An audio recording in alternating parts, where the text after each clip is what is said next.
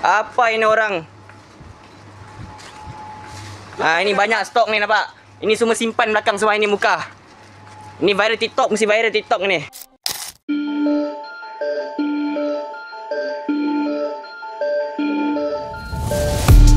Bumiputra Malaysia semakin hari mendapatkan tantangan ekonomi yang semakin pelik. Pasalnya, warga pendatang mulai menguasai sendi-sendi ekonomi terlebih di kota-kota besar. Usaha-usaha penertiban kerap dilakukan, namun hal tersebut jauh dari kata membantu. Disebabkan sudah menjamurnya kegiatan-kegiatan ilegal yang dilakukan bangsa pendatang di negeri jiran tersebut.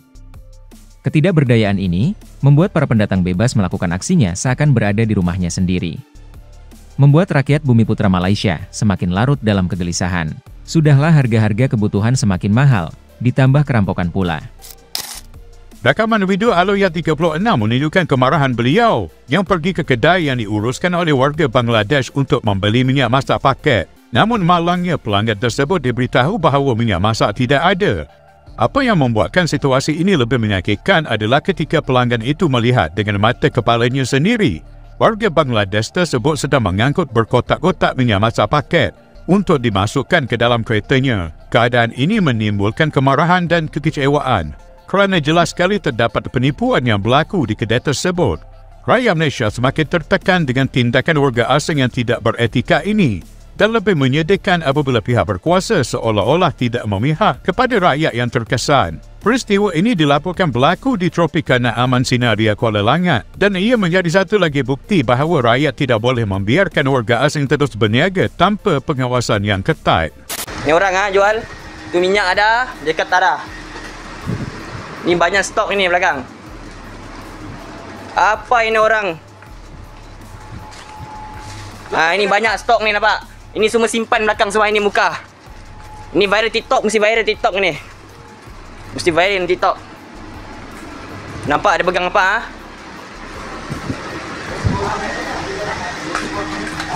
Nampak ada pegang Lebih 1,000 anggota dan pegawai polis daripada pasukan gerakan AMPJA mengepung mini Dhaka di Jalan Silang pada Khamis. Kepungan bermula pada 11 pagi itu bagi menyerbu koloni warga asing yang dilihat semakin besar kepala dengan berlagak seperti warga tempatan. Pasukan keselamatan lengkap bersenjata dan peralatan khas dilihat mula memecah masuk ke setiap premis, membabitkan 4 blok di Jalan Terbabit. Difahamkan serbuan dijalankan bagi menangani kebanjiran warga asing di Jalan Silang dan perniagaan yang dimiliki serta menggajikan warga asing. Wartawan yang mengikuti operasi mendapati sekurang-kurangnya 500 warga asing ditahan setakat 1 tengah hari tadi. Warga asing kebanyakannya terdiri daripada warga Bangladesh, Nepal dan Myanmar itu gagal melarikan diri selepas kepungan mengejut dibuat. Pemeriksaan di salah satu premis mendapati warga asing yang menjalankan perniagaan agensi pelancongan turut menawarkan khidmat klinik persendirian. Turut ditemui pelbagai jenis ubatan dipercayai dari Bangladesh tanpa kelulusan Kementerian Kesihatan Malaysia KKM. Bagaimanapun ketika pemeriksaan dijalankan, premis Terbabit tidak berpenghuni. Malah serbuan turut menemui premis dijadikan bilik sewa dalam keadaan berselera kotor dan jijik dipercayai dihuni warga asing. Semua warga asing yang ditahan dibawa ke Pusat Latihan Polis Pulapol Kuala Lumpur untuk proses semakan dokumentasi. Praktik seperti ini nyatanya bukan baru-baru saja terjadi. Bahkan, awal mula kejayaan etnik Asia Selatan di Malaysia yang secara besar-besaran menginvasi ekonomi mikro Malaysia sudah dimulai dari beberapa dekade yang lalu. Kurang lebih sekitar di tahun 2000-an, di saat bangsa Indonesia mengurangi eksistensinya di Malaysia. Hal ini membuat orang-orang Malaysia dilema dan merasa ketakutan. Karena orang asal Asia Selatan tersebut cenderung memiliki mental yang cukup buas berbanding orang-orang tempatan. Beda halnya ketika masih banyak orang Indonesia di Malaysia yang bekerja di sektor ekonomi mikro kota.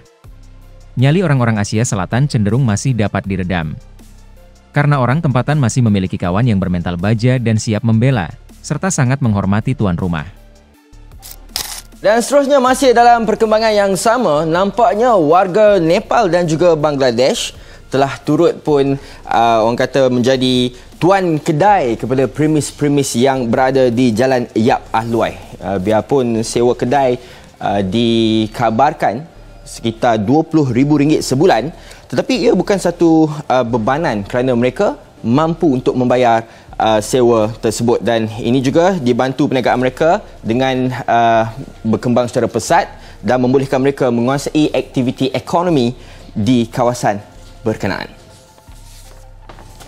Baik, terima kasih rakan setugas di studio. Apa yang saya boleh ceritakan di sini adalah saya membuat lintasan ini ketika mana bergemanya muzik-muzik dari negara-negara asing, dari negara Nepal, Bangladesh dan sebagainya. Anda mungkin boleh dengar sedikit. Dan saya boleh katakan kawasan Lebuh Ampang atau di sini Jalan Yak Ahloi, ini dahulunya 15 tahun dulu adalah kawasan tumpuan perniagaan untuk kaum Cina, yang mana premis perniagaan kebanyakannya dikuasai kaum Cina, dan inilah antara kawasan tumpuan untuk orang membeli belah. Tetapi ketika ini hakikatnya, kalau anda boleh ikut bersama saya akan minta kameraman tunjuk. Ada beberapa premis di sini, kesemuanya 1, 2, 3, 4, 5, 6, 7, 8, 9, 10, 11, 12, 13, 14 dan sampai hujung sana. Kesemuanya adalah perniagaan yang mana ditunjangi oleh warga asing, yang mana barangan-barangan yang dijual juga adalah barangan-barangan yang diimport dari negara asal mereka untuk dijual kepada warga asing di sini. Dalam bahasa ekonomi mudah, di mana ada permintaan, di situ ada penawaran, dan penawaran produk-produk ini adalah tinggi, yang mana kita boleh simpulkan aktiviti ekonomi warga asing di kawasan Jalan Yak Ahloi ini adalah sangat menguntungkan. Dan saya sempat bertanya tadi, mereka memaklumkan sebahagian besar perniagaan atau premis perniagaan ini berjalan atas konsep Alibaba, yang mana premis ataupun lesen perniagaan ini dimiliki oleh warga tempatan dan disewa oleh warga-warga asing. Dan kawasan ini khususnya adalah warga Nepal. Mereka menyewa mungkin sehingga RM20,000 sebulan untuk menjalankan perniagaan di sini. Dan perniagaan ini antara lain adalah perniagaan menjual barangan am dan sebagainya, yang mana kalau anda boleh saksikan, anda tak boleh jumpa pun seorang warga tempatan kat sini, dan semua tempat ini dipenuhi oleh warga asing. Dan isu kebanjiran warga asing ni mungkin kita pandang ringan, tetapi ada sesuatu yang perlu kita kaji, kerana adakah identiti mereka ini mewakili identiti kita orang Malaysia. Dan kalau pelancong asing, contohnya 2 orang yang ada kat sana tu, kalau anda boleh saksikan ada 2 pelancong asing di sana, mereka akan menganggap orang-orang yang berada di sekitar ini adalah orang-orang Malaysia, sedangkan hakikatnya mereka bukan ataupun tidak mewakili aspirasi orang Malaysia sepenuhnya.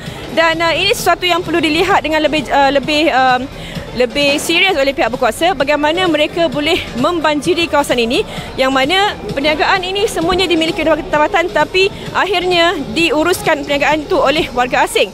Dan sudah pasti ia sedikit sebanyak mendatangkan kebimbangan kepada orang-orang tempatan. Saya dan kameraman tadi datang sini, kami datang dan kami agak bimbang kerana kami hanya berdua dan kami dikelilingi oleh orang-orang warga asing yang kita tak tahu asal usul mereka, mungkin adalah taruh kerja dan sebagainya.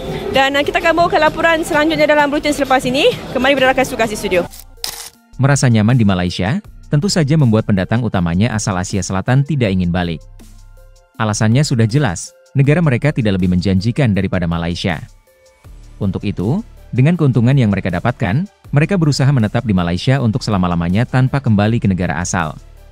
Memanfaatkan program Malaysia Rumah Keduaku, rakyat Bangladesh telah berhasil menjadi di antara bos yang ada di Malaysia.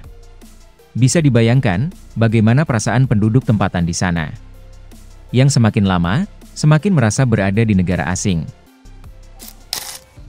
Warga negara Cina paling ramai membeli rumah di Malaysia, iaitu 1,664 unit.